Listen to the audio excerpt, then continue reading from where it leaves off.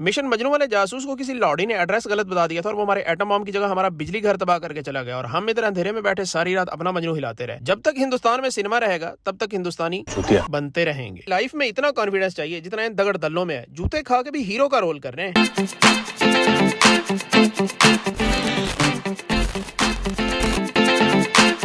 हाँ तो भाई जैसा आपको पता ही है कि बॉलीवुड की फिल्मों में मारी जाने वाली चीजों में चवली आज भी पहले नंबर पे है। दूसरे और तीसरे पे क्या है वो डिपेंड करता है कि आप फिल्में किस टाइप की देख रहे हैं। और एज यूजुअल बॉलीवुड ने मारी एक और चुस और फिल्म बनाई मिशन मजनू। वैसे तो अब वो फिल्म रिलीज भी हो गई है, लेकिन आज की वीडियो में बात करेंगे उस फिल्म के ट्रेलर और उसमें मारी जाने वाली चवलियों पे। फिल्म की बात किसी और वीडियो में करेंगे। वीडियो शुरू करने से पहले थोड़ा सा आपको खुलासा बताता चलूं कि इस फिल्म में होता कुछ यूं है कि इंडिया को जब पता चलता है कि पाकिस्तान भी एटम बम बनाने जा रहा है तो अपना एक चिकना जासूस पाकिस्तान भेजते हैं जो बॉर्डर पे आता है, तारें काटता है और पाकिस्तान में आके बतौर दर्जी सेटल हो जाता है। फिर वो एक दिन पाकिस्तान आर्मी के जनरल के घर उसके बटन लगाने जाता है और जनरल से हमारी न्यूक्लियर फैसिलिटी का एड्रेस पूछ के वहां जाता है और पाकिस्तान की न्यूक्लियर फैसिलिटी तबाह कर देता है। और इस तरह पाकिस्तान कभी भी अपना एटम बम नहीं बना पाता। चल झूठा। तो ये क्या है? ये तो जो इंडिया ने अपने बनाए थे इनमें से रवीना टंडन ने गिफ्ट भेजा था नवाज शरीफ को। तो फिर ये क्या है? ये मिशन मजनू वाले जासूस की माँ का भोसड़ा। वीडियो शुरू करने से पहले मेरे चैनल को सब्सक्राइब कर लें और बेल आइकन को भी ऑल पे सेट कर लें ताकि जैसे ही कोई और इंडियन जासूस पाकिस्तान में घुसे आपको फौरन नोटिफिकेशन मिल जाए। पाकिस्तान तरक्की कर सकता है, पाकिस्तान के सियासतदान ईमानदार हो सकते हैं, जॉनी सिन्हा मर्द और बिलावल भुट्टो मर्द बन सकता है, मियां खलीफा मियां साहब जितनी शरीफ हो सकती है, लेकिन बॉलीवुड की फिल्मों में लॉजिक नहीं आ सकती। क्योंकि भाई लॉजिक आती है सोचने से। सोचा जाता है वॉशरूम में बैठ के और इंडिया के पास तो वॉशरूम ही नहीं है, तो लॉजिक क्या घंटा आएगी। इंडिया ने 1974 में अपना एटम बम बना लिया था और बजाय उसकी कामयाबी का जश्न मनाते उनको टटियां लग गई कि अब कहीं पाकिस्तान भी अपना एटम बम ना बना ले। और वो तब से अपने वाले को छोड़ छाड़ के हमारे वाले के पीछे पड़ गए। इसीलिए हमने 165 बना लिए और वो अभी तक 156 पे बैठे और शायद रहेंगे भी इतने पे ही, क्योंकि वो इस पे भी एक फिल्म बना चुके हैं। अब तक 156। हिंदुस्तानी अवाम अपनी आधी जिंदगी तो सिनेमा देखने में गुजार देती है और बाकी की आधी जिंदगी ये प्रोसेस करने में गुजार देती है कि जो फिल्म में दिखाया गया है वो सच है या जो बाकी सारी दुनिया बोल रही है वो सच है। क्योंकि बॉलीवुड की कहानी में और हकीकत में उतना ही ताल्लुक है जितना अभिषेक बच्चन और एक्टिंग में। आजकल बॉलीवुड को पूरी फिल्म बनाने के लिए कहानी, स्क्रिप्ट, लोकेशंस ये कुछ नहीं चाहिए होता है, बल्कि किसी भी फजूल से बंदे को पकड़ के शलवार कमीज उतार के मस्ती काने नहीं शलवार कमीज पहना के गले में तावीज और एक रुमाल और सर पे टोपी पहना के लॉजी बन गया पाकिस्तानी। अब दे दो अपनी बहन का रिश्ता इसको, बना कर देंगे। और आपकी कितनी बच्चियां ब्याह के हम पाकिस्तान ला भी चुके हैं, क्या वो भी आपको नहीं बताती हैं कि पाकिस्तानी ऐसे नहीं दिखते हैं? कम से कम फिल्म बनाने से पहले अपनी बहनों से पूछ लिया करो कि हम किस तरह के दिखते हैं। बात तो सही है। और ये जो आप हर फिल्म में टोपी वाला मुसलमान दिखाते हो, माना कि हर मुसलमान की टोपी होती है, लेकिन वो ये वाली नहीं होती है जो आप दिखा रहे होते हो। ये तो आप मुसलमान भी बहुत कम पहनते हैं, हाँ, मगर वो वाली टोपी अब भी हर मुसलमान की होती है और तुम लोगों की होती नहीं है। शायद इसलिए तुम लोग टोपी के साथ इतने ऑब्सेस्ड हो। गजब टोपीबाज आदमी हो। और जिस टाइप का गेटअप बना के आप अपना जासूस भेजते हो तो वो तो पहले दिन ही पकड़ा जाना है, क्योंकि इस गेटअप में तो 1970 में भी कोई मुसलमान नहीं घूमता था इधर। और भाई ये जो एक सबज गुंबद दिखा के बोल रहे हो कि पाकिस्तान इलीगली अपना एटम बम बना रहा है, तो क्या वो इस गुंबद में बनाएगा? माना कि पाकिस्तान में मज़ारात बहुत है लेकिन वहाँ बम नहीं बनते हैं, या शायद इंडिया में भंग को बम कहते हैं। लगता है इस फिल्म के राइटर ने गूगल मैप से पाकिस्तान का सैटेलाइट व्यू लिया होगा और उसमें ज्यादातर मज़ारात दिखे होंगे, तो उसने सोचा कि शायद इनका बम बनाने वाला कारखाना भी कुछ ऐसा ही दिखता होगा। बेटा अगर पाकिस्तान ऐसे खुले में अपनी न्यूक्लियर फैसिलिटी डिजाइन करता तो इसमें ये लंबा वाला एक होता और साथ में गोल वाले दो, और लंबे वाले के ऊपर एक टोपी वाली छतरी भी होती, ताकि इंडिया से जो भी जासूस आए उसको टोपी देके फौरन पहचान हो जाए कि ये वाकई पाकिस्तान का है, क्योंकि उस पर टोपी है। और छतरी से हमारे बम की बारिश से बचत भी हो जानी थी। समझ रहे हो? समझ रहे हो आप?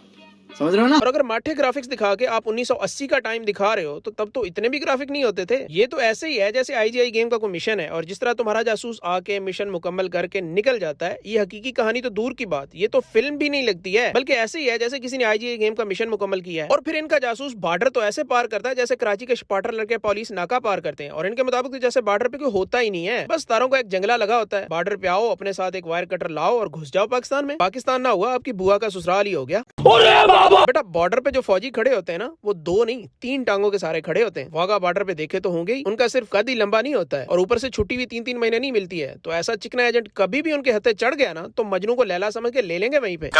अच्छा ये जासूस भाई पाकिस्तान में तो घुस गया, लेकिन जिस मुल्क में उसके अपने बासी इतने सालों से सेट नहीं हुए, वहाँ पे एक जासूस आते ही कैसे सेट हो गया, और वो भी रावलपिंडी जैसे शहर में, जहाँ पे आज तक शेख रशीद किसी से सेट नहीं हो पाया। और उस जासूस ने आते ही अपनी टेलरिंग की दुकान भी खोली, फिर इतना मशहूर टेलर हो गया कि आर्मी जनरल ने उसको अपने घर बुला लिया। और भाई थोड़ी रिसर्च करके स्टोरी लिखा करो, इस मुल्क में इतनी ब्यूटीफुल बंदी किसी टेलर के नसीबों में नहीं आती है, बल्कि अब तो डॉक्टर इंजीनियर भी हाथ मल रहे होते हैं और क्रीम सारी यूट्यूबर और टिकटॉकर ले जाते हैं। और आपका ये जासूस इंडिया से दर्जी का काम तो सीख के आया था, लेकिन जिस मकसद के लिए आया था, यानी कि हमारा एटम बम तबाह करने, वो काम नहीं सीख के आया। और उस काम के लिए यहाँ की लोकल दुकानों से न्यूक्लियर फिजिक्स की किताबें खरीद के उसमें से सीखेगा कि कैसे बम को तबाह करना है। लगता है इन्होंने अपना जो बनाया वो भी ऐसी किताबें पढ़ के बनाया है। पिछले कुछ सालों में आपके 2 नमूने आए थे इधर, एक तो जूते खा के चला गया वापस और दूसरा अभी तक इधर ही सड़ रहा है। जितना फर्क असल पाकिस्तानी और बॉलीवुड की फिल्मों के पाकिस्तानी में होता है, उतना ही फर्क आपके फिल्मी जासूस और हकीकी जासूस में होता है। फिल्मों में ऐसा चिकना और इंटेलिजेंट बंदा और हकीकत में जब सामने आए तो बेसाख्ता चपेड़े मारने का दिल करे। यकीन माने अगर हकीकत में आपका ऐसा जासूस पकड़ा जाता ना पाकिस्तान में, तो कभी भी उसको चपेड़े ना मारी जाती। ना ही गाँव वाले और ना ही फौजी, कोई भी उसको चपेड़े नहीं मारता। मारने वाली और चीजें थोड़ी हैं। मैं तुझे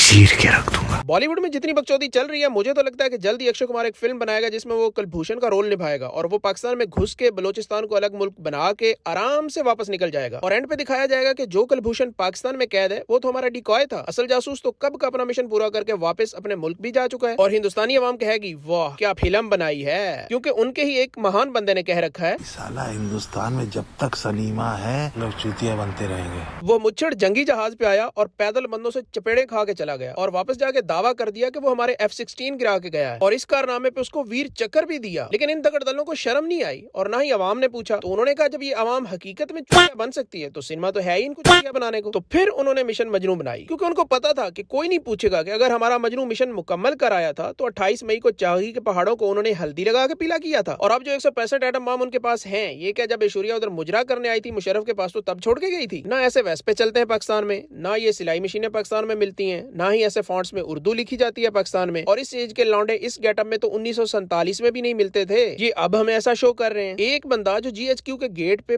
प्लम्बर बता के GHQ के अंदर चला जाता है और अंदर जाके दर्जी बन जाता है, और वो भी एक आर्मी जनरल के घर में बैठा उसके कोट का बटन लगा रहा होता है और फिर उस जनरल से इतना कैजुअल होकर पूछ रहा होता है कि सर हम बम कहाँ बना रहे हैं, जैसे एटम बम का नहीं आइसक्रीम वाली दुकान का पता पूछ रहा हो। यही जासूस रियलिटी में कभी GHQ के आसपास भी चला गया ना तो पिछवाड़े में इतने छेद करेंगे कि वाकई में भूल जाएगा कि पादना कहाँ से और खुजाना कहाँ पे है। वैसे कोई पता नहीं है बॉलीवुड वाले अगली फिल्म कहीं लद्दाख पे ना बना रहे हो जहाँ पे चीनी फौजियों ने हिंदुस्तानी फौजियों को बकायदा चपेड़े मार मार के मुंह सुजा दिए थे उनके। और अब ये फिल्म में दिखा रहे हो कि अक्षय कुमार जाता है और किक मार के चाइना का टैंक नेपाल में फेंक देता है और आधे चाइना पे कब्जा कर लेता है। जिस तरह इन्होंने पाकिस्तान को घुस के मारा था किसी लकड़हारे के बच्चों ने, हमारे इतने सारे दरख्त काट के चले गए और अपनी आवाम को बोला कि हम तो आधी फौज खत्म कराएं पाकिस्तान की। चलें पाकिस्तान के खिलाफ तो फिल्में बनाएं, क्योंकि हमारी तो जंगें चलती रहती हैं और हमारी आवाम भी थोड़ी इमोशनल है, जो भी दिखाओ मान लेती है। लेकिन कहीं ऐसा ना हो कि फीफा वर्ल्ड कप पे ही फिल्म बनाए बैठे हो और उसमें जॉन इब्राहिम मेसी की टांगों में से बॉल्स निकाल के ले जाए और गोल करके फीफा का फाइनल जीत जाए, या फिर T20 वर्ल्ड कप पे फिल्म बना के पाकिस्तान को पहले राउंड में से ही बाहर कर दें और इंडिया को पहले राउंड में सबसे नीचे होने के बावजूद फाइनल में पहुंचा दें, क्योंकि उसमें शर्मा और KL राहुल ने थोड़ी खेलना है, खेलना तो एक्टर्स ने है। बहरहाल मेरा ये इंडियन अवाम को मशवरा है कि बॉलीवुड की फैंटेसी लाइफ से बाहर आए और रियल लाइफ में देखें कि क्या हो रहा है, क्योंकि बॉलीवुड में तो सब अच्छा ही हो रहा होता है और वाशिंगटन DC के फैसले भी इंडिया ही कर रहा होता है। अगर मेरी आज की वीडियो दिल को लगी है तो तुम लोग लाइक बटन को ठोकने में लग जाओ और मुझे चाहिए इस वीडियो के लिए सिर्फ 100 लाइक, और साथ ही साथ चैनल को सब्सक्राइब करना तो बहुत जरूरी है। और कमेंट सेक्शन में बताओ कि अगली वीडियो तुम लोगों को किस टॉपिक पे चाहिए। तो मिलेंगे अगली वीडियो में आपके फेवरेट टॉपिक के साथ, तब तक के लिए टाटा।